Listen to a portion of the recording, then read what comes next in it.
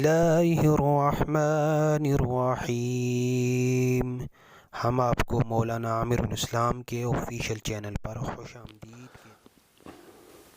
نحمدہ ونصلی ونسلم علی رسولہ الکریم، اما بعد فاعوذ باللہ السمیع العلیم من الشیطان الرجیم، بسم اللہ الرحمن الرحیم، والصلاة والسلام علی سید الانبیاء والمرسلین وعلی آلہ واصحابہ اجمعین۔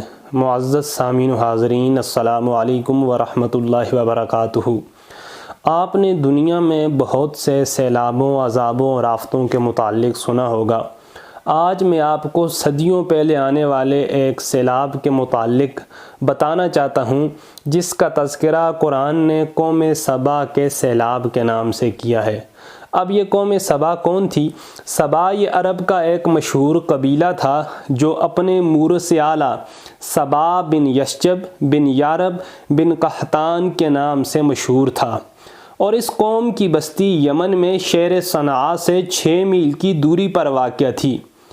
اس بستی کا جو موسم تھا یا اس بستی کی جو آب و ہوا تھی اور زمین اتنی صاف، اتنی معتدل اور اتنی پاکیزہ تھی کہ اس میں مچھر، مکھی، کھٹمل، پیسو، سانپ اور بچھو جیسے زہریلی جانوروں کا نام و نشان تک نہیں تھا، اور موسم نہایت ہی معتدل تھا، نہ بہت زیادہ گرمی تھی نہ بہت زیادہ سردی تھی۔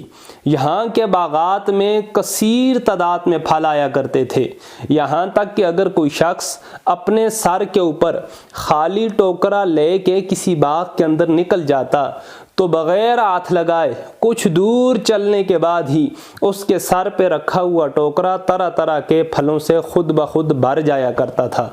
اللہ اکبر! غرض یہ قوم بڑی فارغ البالی اور خوشحالی کی زندگی گزار رہی تھی، لیکن نعمتوں کی کثرت نے اور خوشحالی نے اس قوم کو اللہ رب العزت کا باغی اور سرکش بنا دیا تھا۔ اللہ رب العزت نے ان لوگوں کی طرف یکے بعد دیگر 13 انبیاء کو بھیجا جو اس قوم کو اللہ کے عذاب سے ڈراتے رہے، ان لوگوں کو اس بات کا شعور اور خوف دلاتے رہے کہ اللہ کی نعمتوں کی ناشکری نہ کرو، اگر ناشکری کرو گے تو اللہ کا عذاب تمہارے اوپر نازل ہو جائے گا۔ اس قوم کا ایک سردار تھا جس کا نام حماد تھا۔ اس کا ایک نوجوان لڑکا فوت ہو گیا تو اس نے نعوذ باللہ آسمان کی طرف منہ کر کے تھوکا اور اس نے اعلانیہ کفر کا اعلان کر دیا، اور یہ خود بھی کافر ہو گیا اور لوگوں کو بھی کفر کی طرف دعوت دینے لگا۔ جو اس کی بات نہیں مانتا تھا تو اس کا سر یہ تن سے جدا کر دیا کرتا تھا، اور اس نے نبیوں کے ساتھ گستاخیاں شروع کر دیں۔ قوم سبا یعنی حماد اور اس کی قوم نے انبیاء کے ساتھ بے باکیاں شروع کر دی، گستاخیاں شروع کر دی، اور ببانگ دہل یہ انبیاء سے کہنے لگے کہ تم اپنے اللہ عز و جل سے کہہ دو ہم سے ہماری نعمتیں چھین لے، ہمارے اوپر اللہ کا عذاب نازل ہو جائے۔ اللہ اکبر! جب حماد اور اس کی قوم کا طغیان و عصیاں حد سے زیادہ بڑھ گیا، ان کی نافرمانیاں، ان کی سرکشیاں وہ حدوں کو چھونے لگیں، تو اللہ کا عذاب اس قوم کے اوپر سیلاب کی شکل میں رونما پذیر ہوا۔ کیا ہوا؟ ان لوگوں کے اموال، ان لوگوں کے باغات، ان لوگوں کے مکانات وہ سارے کے سارے فنا ہو گئے، ملیا میٹ ہو گئے، اور ان باغات کی جگہ، ان محلات کی جگہ، ان مکانات کی جگہ ریت کے بڑے بڑے تودے نظر آنے لگے۔ ان کے جو باغات تھے وہ برباد ہو گئے، اور عربوں میں ان کی بربادی مشہور ضرب المثل بن گئی۔ عمدہ اور لذیذ پھلوں کے باغات کی جگہ جاؤ اور جنگلی بیریوں کے خاردار اور خوفناک جنگل اگ گئے، اور یہ لوگ میٹھے میٹھے پھلوں کے لیے، یہ لوگ اللہ کی نعمتوں کے لیے ہمیشہ ہمیشہ ترس ترس کے، بلک بلک کے اللہ رب العزت کی ان پرانی نعمتوں کو یاد کرنے لگے۔ اللہ اکبر! اب بتایا یہ جاتا ہے کہ اس قوم کے اوپر سیلاب کس طرح آیا۔ قوم سبا کی جو بستی تھی وہ کنارے کے اوپر تھی اور پہاڑوں کے دامن میں تھی، اور ملکہ بلقیس نے اوپر تلے 3 تالاب اس قوم کے پانی کی سہولیت کو میسر کرنے کے لیے بنائے تھے۔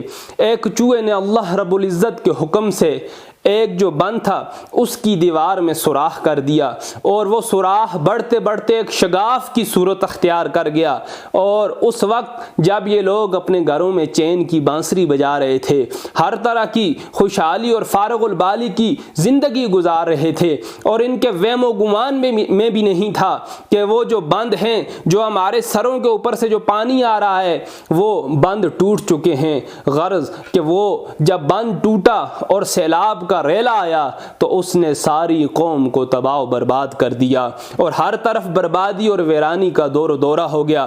اللہ نے قوم سبا کی ہلاکت آفرین سیلاب کا تذکرہ کرتے ہوئے قرآن مجید میں کیا ارشاد فرمایا؟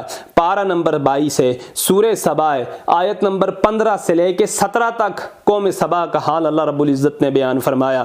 اللہ نے فرمایا لَقَدْ كَانَ لِسَبَإٍ فِي مَسْكَنِهِمْ آيَةٌ جَنَّتَانِ عَنْ يَمِينٍ وَشِمَالٍ كُلُوا مِنْ رِزْقِ رَبِّكُمْ وَاشْكُرُوا لَهُ بَلْدَةٌ طَيِّبَةٌ وَرَبٌّ غَفُورٌ۔ بے شک سبا کے لیے ان کی آبادی میں نشانی تھی، 2 باغ تھے، ایک دائیں سائڈ تھا، ایک بائیں سائڈ تھا۔ اپنے رب کا رزق کھاؤ اور اس کا شکریہ ادا کرو، پاکیزہ شہر اور بخشنے والا رب۔ آگے ارشاد فرمایا فَآرَدُوا، تو قوم سبا نے ہم سے منہ پھیر لیا، فَأَرْسَلْنَا عَلَيْهِمْ سَيْلَ الْعَرِمِ وَبَدَّلْنَاهُمْ بِجَنَّتَيْهِمْ جَنَّتَيْنِ ذَوَاتَيْ أُكُلٍ خَمْطٍ وَأَصْلٍ وَشَيْءٍ مِّن صِدْرٍ قَلِيلٍ۔ تو جب انہوں نے منہ پھیر لیا اللہ رب العزت سے، تو اللہ نے ان پر زور کا سیلاب بھیجا۔ اس نے ان کے باغوں کے عوض 2 باغ ان کو بدلے میں عطا کیے۔ اب ان کے پھل کیسے تھے؟ ان کے جو میوے تھے وہ بدمزہ تھے، اور اس میں جاؤ تھے، اور کچھ تھوڑی سی بیریاں تھیں۔ آگے اللہ نے فرمایا ذَلِكَ جَزَيْنَاهُمْ بِمَا كَفَرُوا وَهَلْ نُجَازِي إِلَّا الْكُفُورَ، اور ہم نے انہیں یہ بدلہ دیا ان کی ناشکری کی سزا کے طور پہ۔ اور ہم کسے سزا دیتے ہیں؟ اللہ فرماتے ہیں ہم اسی کو سزا دیتے ہیں جو ناشکر ہوتا ہے۔ اب اس واقعے میں جو اللہ نے قرآن میں بیان کیا، میرے اور آپ کے لیے درس عبرت کیا ہے؟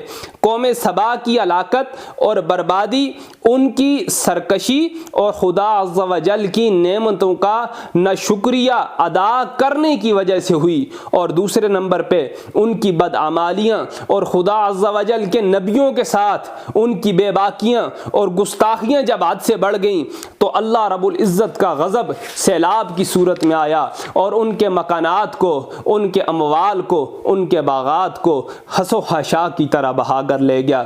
سچ یہ ہے کہ نیکی کا اثر آبادی اور بدی کا اثر بربادی ہوتا ہے، لہٰذا ہر نعمت پانے والی قوم، خواہ وہ ہماری قوم پاکستان ہی کیوں نہ ہو، اس کے لیے ضروری ہے کہ اللہ نے اس کو جو جو نعمتیں عطا کی ہیں ان نعمتوں کے اوپر وہ اللہ رب العزت کا شکریہ ادا کرے، اور ہمیشہ سے سرکشی اور گناہوں سے کنارہ کشی اختیار کر لے، ورنہ خطرہ ہے کہ کہیں عذاب الہی نہ اتر پڑے۔ کیونکہ جو قوم سرکش ہو جاتی ہے، بدعمالیوں کو اپنا وتیرہ اور پیشہ بنا لیتی ہے، اس کا لازمی اثر یہی ہوتا ہے کہ اللہ رب العزت کا عذاب نازل ہوتا ہے، اور جب اللہ کا عذاب نازل ہوتا ہے تو پھر وہ اس قوم کے اموال کو، اس قوم کے باغات کو، اس قوم کے مکانات کو، اور اس قوم کو اس طرح ختم کر دیتا ہے کہ صفحہ ہستی کے اوپر ان کا نام و نشان باقی نہیں رہتا۔ اللہ پاک مجھے، ہماری قوم کو بھی قوم سبا کے اس واقعے سے عبرت حاصل کرنے کی توفیق عطا فرمائے، سرکشی سے، بدعمالیوں سے ہمیں محفوظ فرمائے۔ وما علینا الا البلاغ المبین۔